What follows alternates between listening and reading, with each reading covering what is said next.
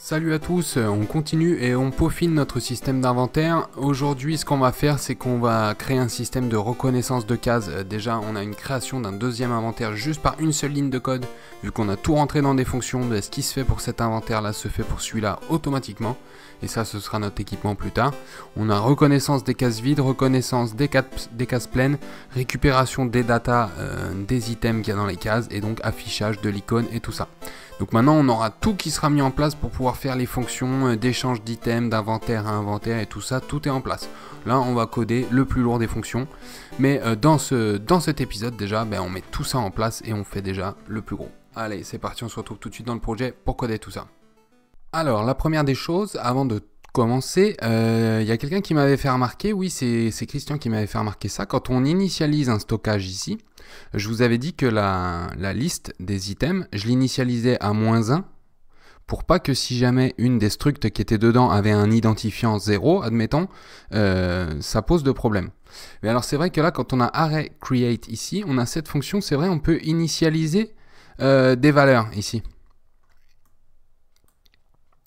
Donc c'est vrai que directement, j'aurais pu tout mettre ici à -1 pour setup ici comme valeur. Donc c'est vrai que c'est pas très lourd d'appeler une boucle for comme ça, mais bon, c'était totalement inutile. Donc j'avais totalement oublié qu'on pouvait setup directement les valeurs d'une array ici comme ça. On va lancer le debugger quand même pour vérifier.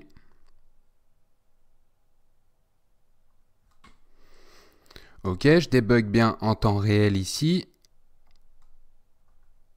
Je vais aller voir mes variables globales, je vais aller voir dans mon inventory, et mes items, c'est tout à -1. Voilà, sauf, bien sûr, les structs. Donc une fois qu'on a un objet, on n'est plus à -1. Mais donc je mets bien à -1 ici, au cas où, on ne sait jamais. Si jamais il y a un jour quelque chose d'identifiant 0 qui vient là-dedans, on aura un souci, d'accord? Pour les quantités, on risque pas d'avoir ce souci. Mais bon, c'est vrai que si on est un petit peu tatillon, on pourrait venir ici et tout setup à 0. Ou on peut même les mettre à -1 aussi si jamais c'est indéfini. De toute façon, en tous les cas, ça ne changera pas. Ok. Maintenant que ceci est fait, on va mettre en place une autre petite chose avant de coder les fonctions. C'est que ici, là, on allait commencer à dessiner là, tout notre inventaire ici, dans l'objet inventaire. Et on va dessiner l'inventory. Ok. Si jamais on est en mode inventaire. Ok, ça marche. Par contre, si on va tout coder ici pour l'inventaire, on va pas après refaire un copier-coller pour un coffre et refaire un copier-coller pour l'équipement. Non, on va mettre tout ça là dans une fonction qu'on va appeler pour dessiner l'inventaire. Mais on va faire en sorte que cette fonction soit générique, de manière à ce qu'on puisse la rappeler après pour n'importe quel autre type d'inventaire et qu'elle s'adapte sans souci. Alors ce qu'on va faire, c'est qu'on va aller créer cette fonction ici, là où on a toute notre construction de fonctions. Et on va donc définir une première fonction, la fonction générale, la plus grosse fonction, la plus lourde, qui va être draw inventory. Et alors là, on demandera quoi comme argument? En fait, on va demander la position et la taille, parce que la taille, on va être obligé de la calculer en fait avant d'appeler la fonction. Parce qu'on veut savoir, avant d'appeler cette fonction, avant de dessiner l'inventaire, on veut savoir sa position et sa taille. Pour savoir si on rappelle la fonction et où est-ce qu'on la rappelle, on veut connaître la taille de la fenêtre si jamais on veut en rappeler une autre juste à sa droite. Donc on veut connaître ça en argument, la taille du sprite en fait et sa position. Après, on n'a pas obligé d'avoir en variable le sprite, etc. Donc, draw inventory, ça va nous demander que 4 arguments.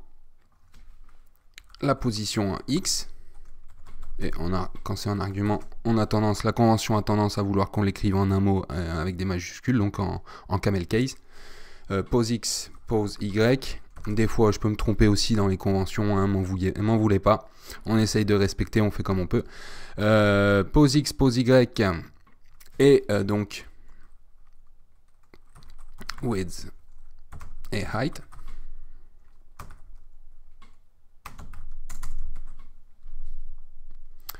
On va aller ranger tout ça. Et aussi, aussi j'oublie quelque chose.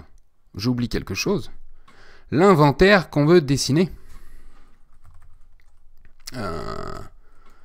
Ouais, inv. On va juste mettre inv. Comme ça. Et on va enregistrer tout ça dans des variables. On va avoir une variable inv, on va garder l'inventaire dedans.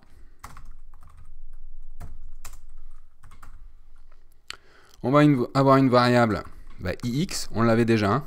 On l'avait déjà appelé comme ça, inventory x, on va le garder comme ça. Là, c'est pose x. Ah, ce clavier, on se régale. Var y, c'est pose y. On va avoir une variable ww, c'est la width. Et hh, c'est la height. Ok, donc cette variable draw inventory. Alors, on va aller faire un petit peu de tri dans tout ça.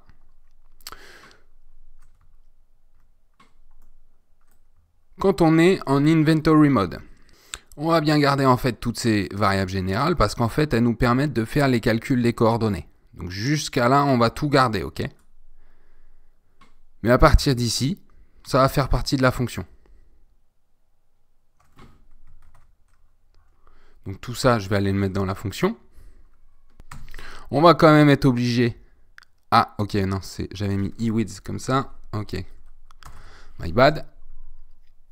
On va quand même être obligé de redéfinir les offsets et tout ça, ok?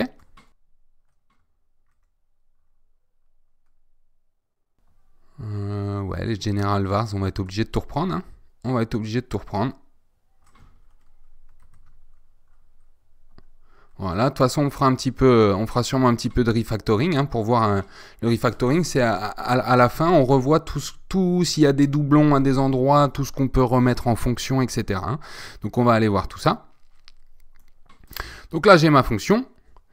Et maintenant, une fois que j'ai calculé en fait les coordonnées, eh bien, j'ai plus qu'à dessiner mon inventaire. Donc là, c'est draw inventory. C'est inventory. On a bien nos arguments ici qui sont demandés. Donc,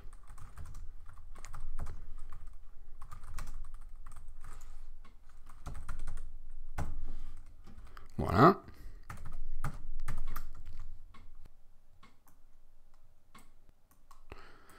Là, je vérifie, mais normalement, si je lance, on devrait être pas mal.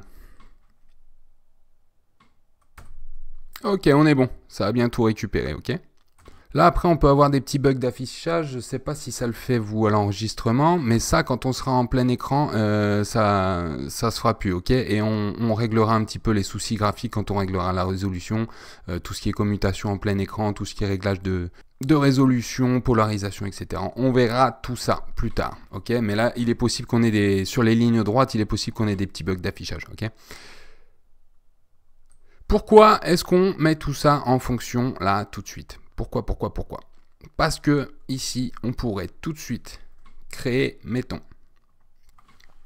un équipement.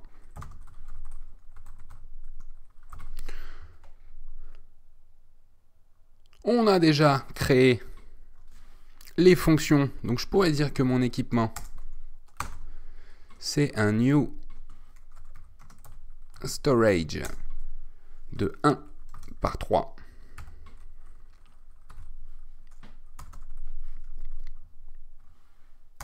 Donc il est créé, il est vidé, etc. Je ne mets aucun item dedans, je ne mets rien. Ok. Mais là, je vais dans dessiner l'interface graphique. Une fois que je dessine mon inventaire là, eh bien, hop.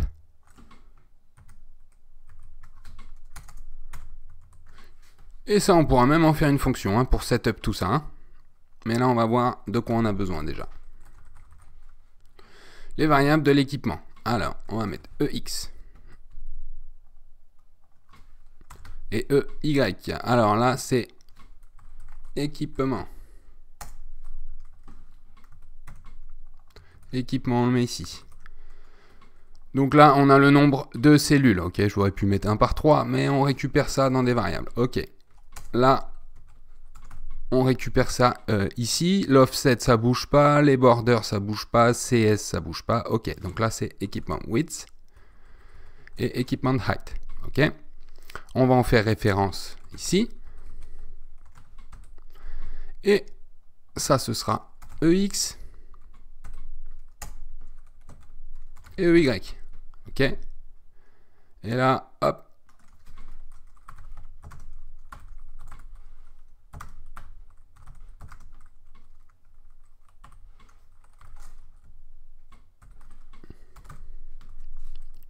Voilà, donc là, j'ai tout ça, mais par contre, non, le EY, je suis en train de faire n'importe quoi. Le EY, ça va pas être EY, on va l'enlever, parce que ça, on va garder la même position en Y que inventaire. Mais le EX, où est-ce qu'on le dessine en X? Eh bien, on va le dessiner à IX, le X de l'inventaire, moins la taille de EW, parce qu'on aura moins la taille de l'équipement, parce qu'on va le dessiner à gauche en fait. Donc on retire la taille de ce sprite qu'on va dessiner de la même, et on va retirer, je sais pas, border c'est 8, c'est 12. Est-ce qu'on retire border? On va voir. Au ratio, ou alors border x 2, pour voir si c'est propre à l'écran. On va lancer le jeu pour voir. J'appuie sur I. Ouais, pourquoi tu me dessines par contre? Alors vous voyez qu'on a bien un dessin adaptatif, c'est nickel, la bordure, ok. Par contre, je me demande pourquoi est-ce qu'il me dessine deux fois les cellules. Ça doit être dans la fonction de dessin ici qu'on a un petit souci. Bah ouais, c'est inventory. Ouais, c'est inventory qu'on a mis ici, hein, dans la fonction. Dans la fonction ici, c'est inv, ok? Ce qu'on a mis en argument de la fonction de dessiner l'inventaire. On récupère les données de l'inventaire qu'on dessine. Hop. Je relance. Et là, vous voyez, on a déjà, en ayant juste rajouté ça dans des fonctions, ça va déjà, tout ce qu'on a fait, ça s'adapte déjà à un autre inventaire qu'on a créé en quelques lignes. On a défini sa position et tout, mais ça récupère automatiquement les cellules, la taille, ça dessine une fenêtre adaptative et tout. Bon, bah ça, franchement, c'est nickel. On est bien parti là. On est bien parti. Ce qu'on va faire maintenant, c'est qu'on va récupérer les données des items et on va afficher les items à l'écran s'ils sont dans des cellules. Et sinon, on va griser les cellules. Ok? Alors, je suis en train de me dire là. Ouais, offset, ouais, on en a besoin en fait. On a besoin de tout ça. On a besoin de tout ça. Ok. Donc là, c'est draw box sprite.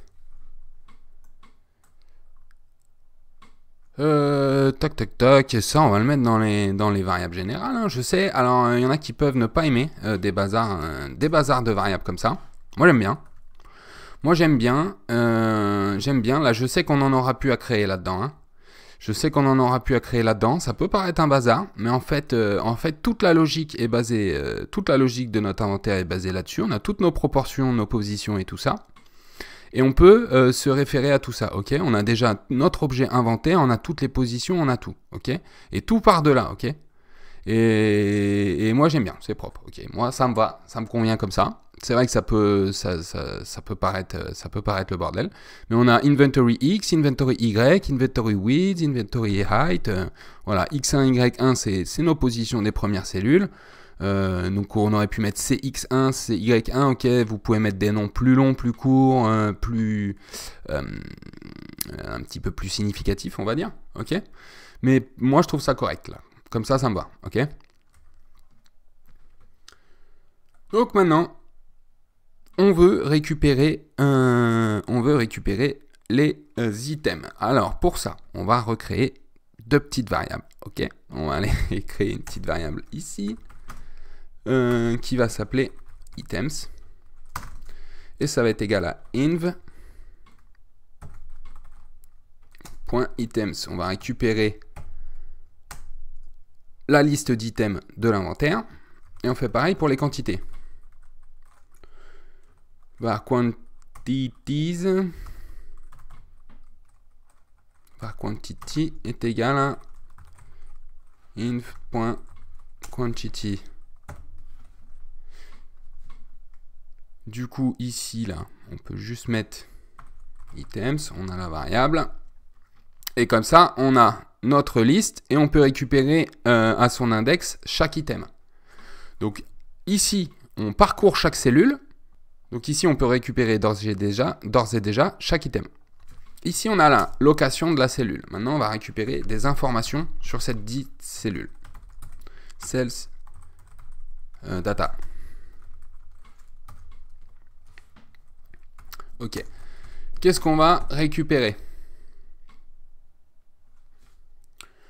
On va récupérer l'item si on en a besoin.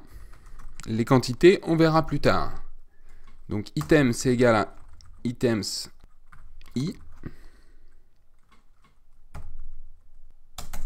Là, on va avoir le dessin de la cellule. Et c'est après qu'on va donc dessiner l'icône s'il y a un item. Donc là, c'est draw cell sprite.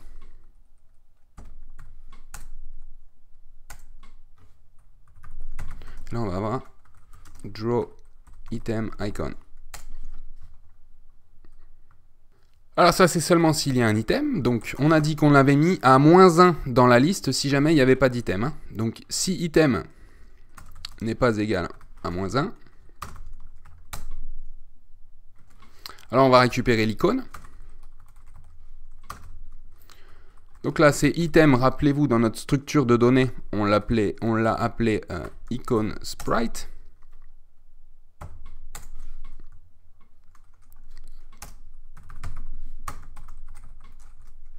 Hop, je vous documente tout ça au fur et à mesure, comme ça, c'est plus propre. Pour l'instant, on va le dessiner sans condition. On rajoutera les conditions, là on va tout faire en brut, et puis on rajoutera les conditions au fur et à mesure. Si la souris est dessus, si l'item est sélectionné, etc. On va y aller en mode un petit peu bourrin, ok? Alors on va dire draw sprite, et ça va être extended, parce qu'on va changer l'échelle, on va aller voir ça. Le sprite, c'est donc icône, la sous-image, c'est 0. Où est-ce qu'on dessine ça? On a XX, c'est les positions de la cellule. Mais on veut dessiner au milieu de la cellule parce que l'origine de l'icône, c'est au milieu. Donc, ça va être à XX, plus, on a une variable CS, c'est la taille de la cellule. Vous comprenez l'intérêt de créer toutes ces petites variables, on peut s'en servir.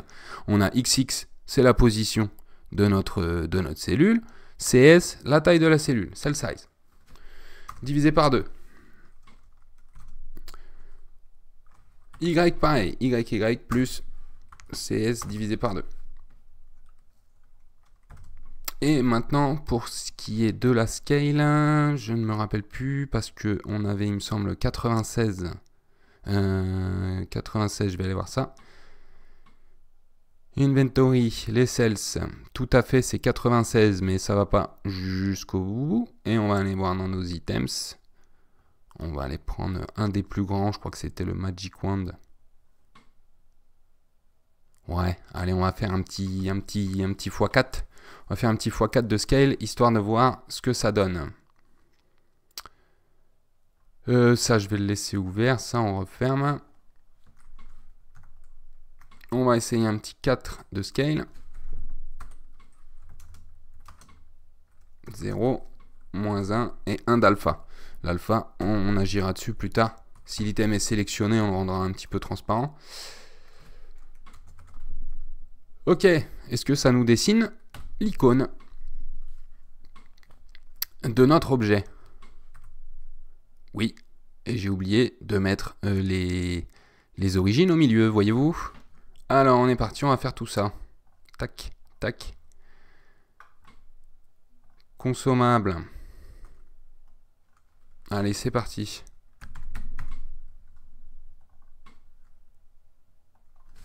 Faites bien attention, les sprites ne faisant pas tous la même taille, vous repérez bien les tailles ici et vous prenez à la moitié.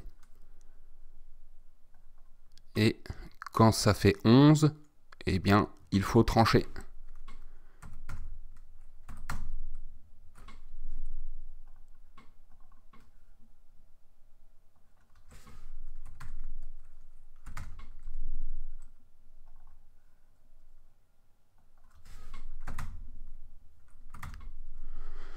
Ok, est-ce que c'est plus propre? On les retravaillera peut-être un par un si ça va pas. Ouais, parce que ça ne va pas.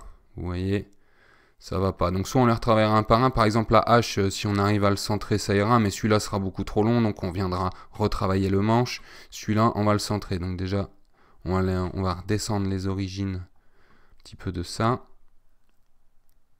Enfin, la remonter, je veux dire. Toi, on va te dessiner comme ça. Pour voir. Et toi, ouais. Ou alors comme ça.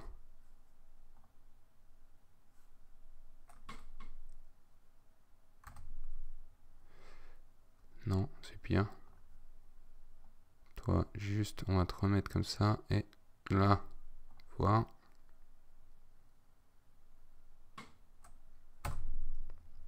Ouais. Bon, ça jure un petit peu moins, mais c'est pas parfait. Hein. C'est pas parfait. La hache, là, je vais la décaler. Mais on cherche pas à ce que ce soit parfait. Mais moi-même, quand je prototype, j'aime bien quand même avoir des trucs un petit peu plus jolis sous les yeux, quand même, parce que quand c'est tout décalé, tout moche. Certes, on prototype, donc on s'attaque pas à ça. Quand on va rentrer toutes les données de nos items et qu'on va mettre vraiment tous les items, là, on retravaillera tous les sprites, mais on fera ça à la chaîne. Là, ça sert à rien de faire les trucs un par un. On va perdre du temps à bidouiller comme ça. Mais là, déjà, bon, on a un inventaire qui reconnaît s'il y a des items et qui nous dessine les icônes. Bon, bah c'est déjà pas mal. Maintenant, ce que je voudrais, en fait, c'est qu'ils reconnaissent s'il n'y a pas d'item. On va se griser. On va se griser la cellule. Ok, et on va même reconnaître si la souris est dessus. Donc on va colorer un petit peu déjà toutes ces cellules en fonction de s'il y a des items, s'il y a la souris et tout ça. Parce que toute ma logique, moi, va découler de tout ça. Les grandes conditions, ce sera si la souris est sur une cellule, et ensuite il y aura des sous-conditions. Est-ce qu'il y a un item ou pas? Est-ce qu'un item est sous-sélectionné ou pas? Donc on va commencer par les grandes conditions. Ok. Alors, pour ça, ça part de où? Ça part de là. On va, hop, je vais... Soit ça, je vais le garder. Ce que je voudrais faire, en fait, ici, dès le début, là, pour chaque cellule, avant de coder la logique, j'aimerais savoir si la souris est dessus. Mais pour ça, avant de faire la logistique, on va savoir si la souris est dessus. Donc, je vais créer une variable mouseIn. Mais donc, il me faut une fonction qui me retourne si la souris, elle est dans le secteur ou pas. Alors, on fait quoi? Eh bien, on va créer cette fonction. C'est parti.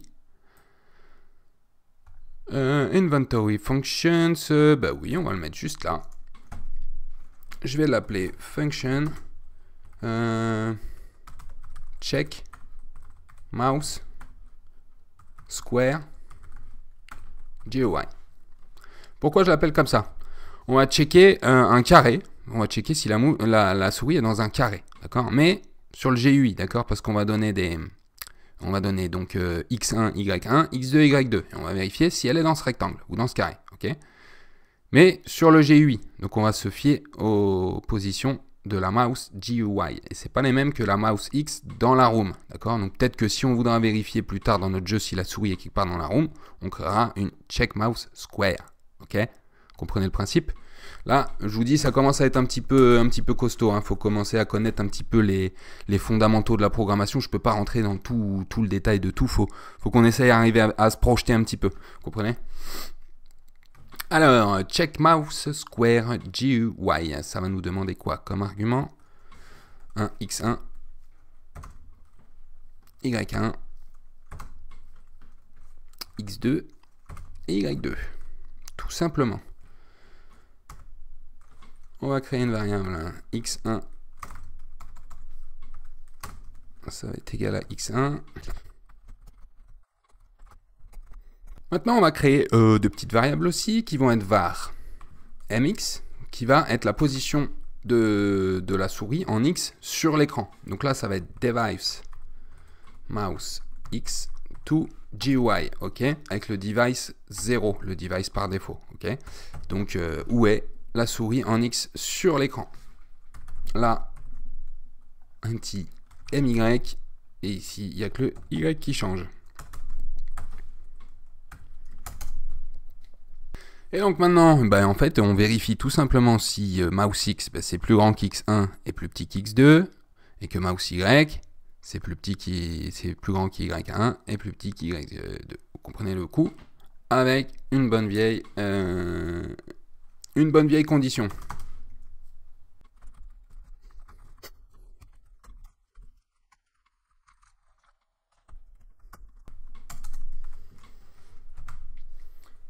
Ok, alors là vous vérifiez bien, hein, parce que ça c'est des coups à se rendre fou. Hein. Quand tu te trompes dans les X ou les supérieurs ou les tout ça, ça c'est des coups à se rendre fou dans ton code à chercher. Hein. Donc il faut bien que MX, c'est plus grand ou égal que X1 et plus petit ou égal que X2. Ok, MX c'est plus grand que X1 et plus petit que X2. Ok, c'est un compris entre les deux. Et c'est plus grand que Y1 et plus petit que Y2. Ok? Donc si on a ça, si on remplit toutes ces petites conditions, eh bien on return true. Et sinon,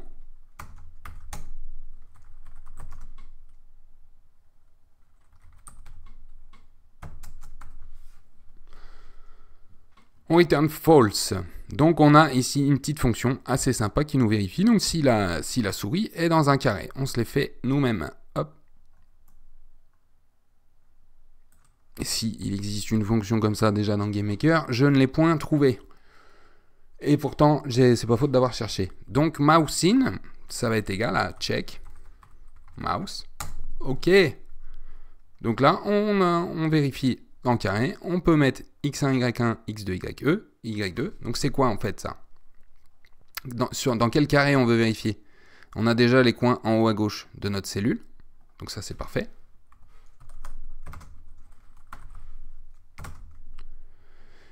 Et le deuxième coin, on rajoute la taille d'une cellule tout simplement.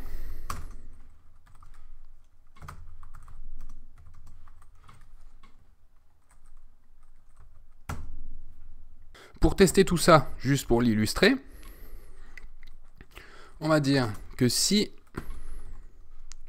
mouseIn var sub est égal à 1. Et sinon, var sub est égal à 0. Et là, on va remplacer la sous-image de notre sprite cellule par sub. Je lance.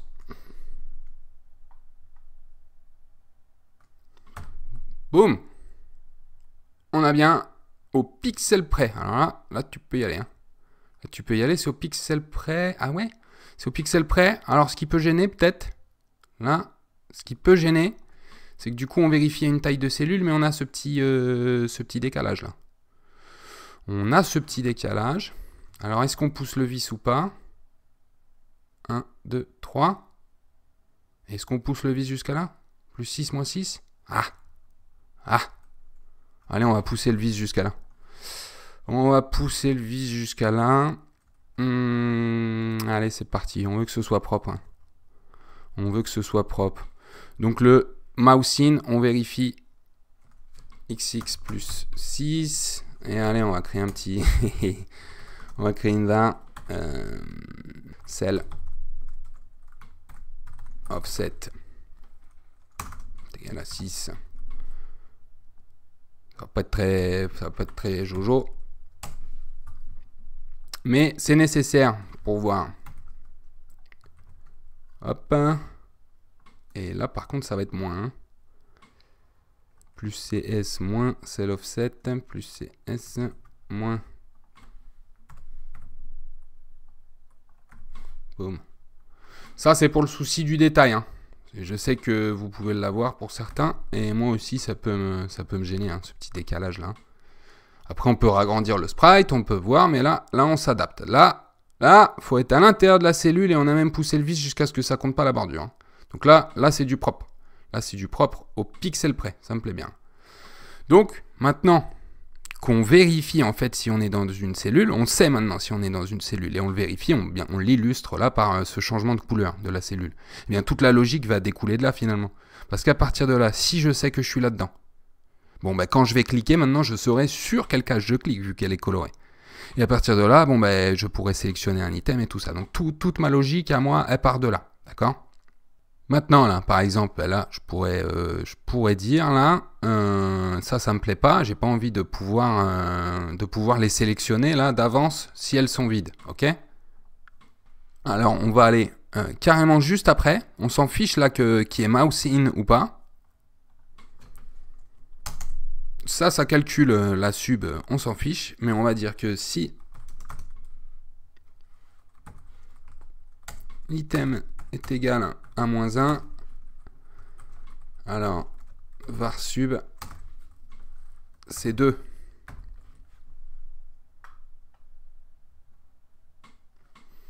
Voilà, comme ça, là, peu importe, tout est grisé, ok? On sait que dans notre inventaire, on n'a rien. On sait qu'ici, on n'a rien. On peut rien en faire, ok? Notre inventaire, là, pour l'instant, c'est que ça, ok? Ici, ce qu'on fera, c'est que on aura une petite fonction qui vérifie juste si on est dans l'équipement. Et en fonction de l'index, elle viendra dessiner un petit sprite en transparence. Et comme ça, on saura qu'ici, c'est pour notre item de mêlée. Ici, c'est pour notre item à distance. Et ici, c'est pour notre item magique. D'accord ? Après, on pourra se faire peut-être une barre déconsommable. Je ne sais pas. Tout ça, on verra. Après, n'hésitez pas à donner vos idées aussi. Hein. Moi, je veux que ce soit un RPG communautaire. On va tous donner nos idées. On va l'améliorer tous ensemble. Ok ? J'en suis où là? Un peu plus de 30 minutes d'enregistrement. Je pense que je vais m'arrêter là. J'aime bien. Écoutez, j'espère que je prends pas trop mon temps, que je suis pas trop lent pour vous. Moi, j'aime bien prendre mon temps. J'essaye de peaufiner un petit peu mes explications. On prend tout le temps. On essaye de voir un petit peu le pourquoi du comment on fait ça. Tiens, un dernier truc que je vais faire avant de vous quitter. On va commuter là en grand écran. En plein écran, ce sera peut-être plus confortable pour vous pour développer. Et en plus de ça, j'ai envie de voir si ça règle des bugs d'affichage ici. Alors ce qu'on va faire, on va aller dans l'objet main. On va aller à la création ici. Et en global var, au début, je vais mettre full screen. Au début, hop, je vais charger full screen, c'est égal à false. Et dans étape, hop, je vais venir ici. On va dire switch full screen.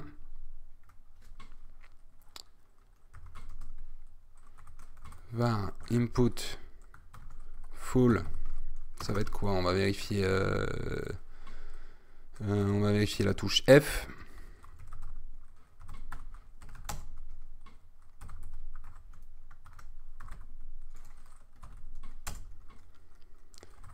Donc si on appuie,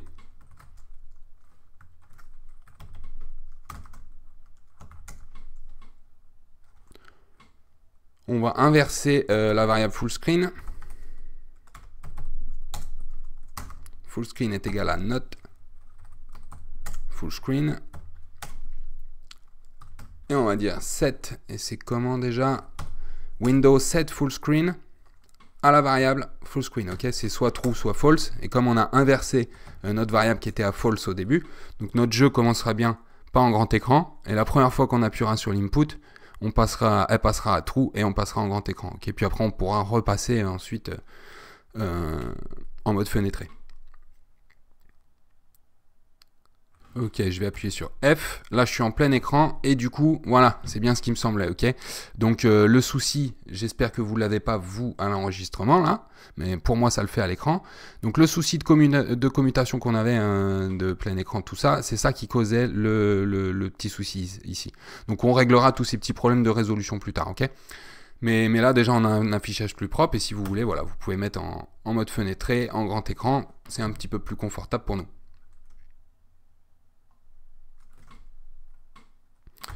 Ce que je vais faire, moi d'ailleurs, de base. Là, je vais dire true. Et set full screen à true. Hop, dès le début. Bon bah écoutez, ça a été peut-être un petit peu long en 3 vidéos pour mettre en place un petit peu toute cette structure, mais je pense que vous comprenez un petit peu où je veux en venir. Dans l'épisode suivant, maintenant, on va créer vraiment toutes les fonctions. Là c'est parti, là on se lance dans la création de toutes les fonctions qui vont nous permettre donc de sélectionner un item, d'échanger un item, de déposer un item, d'échanger un item d'inventaire à inventaire. Voilà, on va créer toute la logique de tout ça dans le prochain épisode. J'espère que celui-ci vous a plu. Moi, en plus du prochain épisode, je ne sais pas ce qui va sortir dans l'ordre, si c'est ça ou si c'est la prochaine série sur un mini-jeu. Mais en tout cas, j'ai du lourd qui arrive avec une série sur un mini-jeu ultra détaillé, même pour les débutants. Ça pourrait être un petit peu mieux s'il y a des ultra débutants là qui arrivent sur l'inventaire et qui vont peut-être bloquer à des moments. Ça va être un petit peu plus léger, donc j'arrive avec du lourd, du gros contenu. Donc si ce n'est pas déjà fait, n'hésitez pas à vous abonner.